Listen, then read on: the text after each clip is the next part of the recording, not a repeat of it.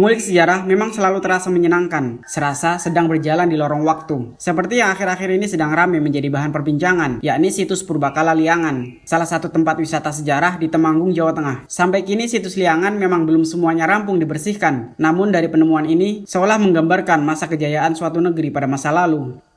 Halo guys, saat ini saya sedang berada di situs Purbakala Liangan, tepatnya di Desa Purbasari, Kecamatan Ngadirjo, Kabupaten Temanggung, Jawa Tengah.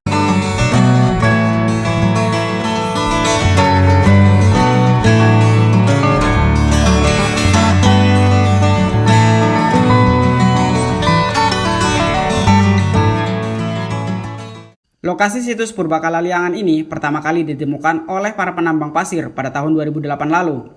Pada saat proses penggalian pasir, secara tidak sengaja mereka menemukan sejumlah benda kuno. Benda-benda tersebut terdiri dari arca, yoni, talut, serta beberapa bebatuan bangunan candi. Namun berdasarkan keterangan dari Balai Arkeologi Yogyakarta Jateng, lokasi ini bukanlah bangunan candi, melainkan sebuah perkampungan di masa kerajaan Mataram kuno yang sempat berjaya pada abad kedua silam. Konon letusan Gunung Sindoro pada abad ke-11 yang menjadi penyebab terkuburnya perkampungan ini.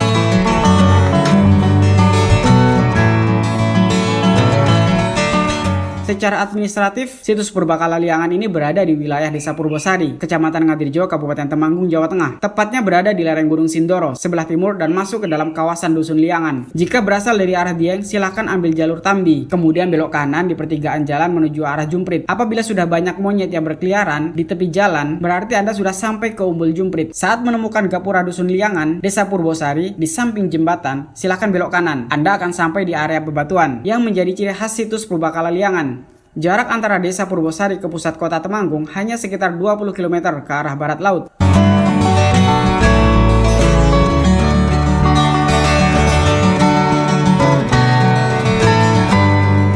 Sejak awal penemuan hingga saat ini, pemerintah kota setempat menggandeng tim arkeolog untuk terus melakukan penelusuran. Pemerintah optimis bahwa situs Purbakala Liangan akan menjadi destinasi wisata yang menarik. Hal tersebut seolah terbukti dengan meningkatnya jumlah pengunjung yang terus berdatangan ke lokasi, baik di musim liburan maupun tidak. Dari keterangan warga setempat, angka kunjungan ke situs Liangan mencapai 1.000 pengunjung per bulan. Ketertarikan tersebut bukan tanpa alasan, tetapi di sini pengunjung dapat belajar banyak hal, terutama mengenai sejarah peradaban pada masa lalu. Bukan hanya hamparan bebatuan, tetapi Anda juga bisa menikmati berbagai daya tarik lainnya, seperti perkampungan kuno, perkakas rumah tangga, lahan pertanian, tempat pemujaan, serta kolam renang cinta yang berada tepat di bawah situs ini.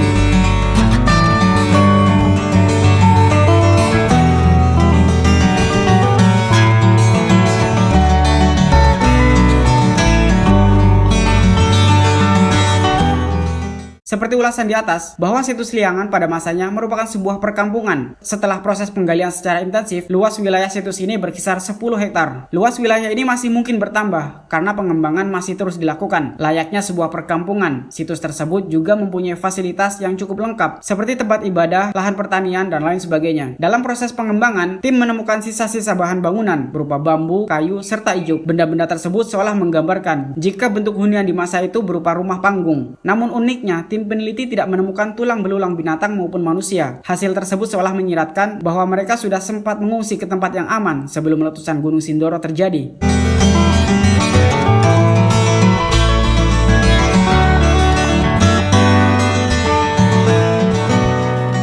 Temuan lain yang berhasil menarik perhatian pengunjung adalah perkakas rumah tangga. Meski berupa peradaban kuno, tetapi masyarakat di perkampungan kuno ini sudah terbilang cukup maju. Perkakas tersebut ada yang terbuat dari bahan tanah liat, batu, logam, serat kain maupun keramik. Bahkan ilmuwan meyakini bahwa keramik-keramik yang ada di sini berasal dari negeri Cina, tepatnya pada masa dinasti Tang. Selain perkakas rumah tangga, tim juga berhasil menemukan sisa-sisa lahan pertanian warga. Penemuan ini didasarkan pada keberadaan sistem pengairan, lahan terbuka, peralatan bertani, hingga bahan pangan yang sudah berbentuk arang. Mata pencaharian ini sangatlah wajar, karena situs Purbakala Liangan berada di lereng gunung. Secara geografis, tentu saja, tanah di sekitar lokasi sangat subur, sehingga warga memanfaatkan untuk bercocok tanam. Hal tersebut selaras dengan keterangan dari Sugeng, salah seorang anggota tim peneliti, melalui channel YouTube Melawan Lupa. Ia mengatakan, lahan pertanian ini kita temukan dalam bentuk gundukan memanjang. Di atasnya nanti ditanami tanaman. Waktu kita evakuasi, ketemu fitur itu. Bahkan cap-cap bekas tanamannya juga ketemu.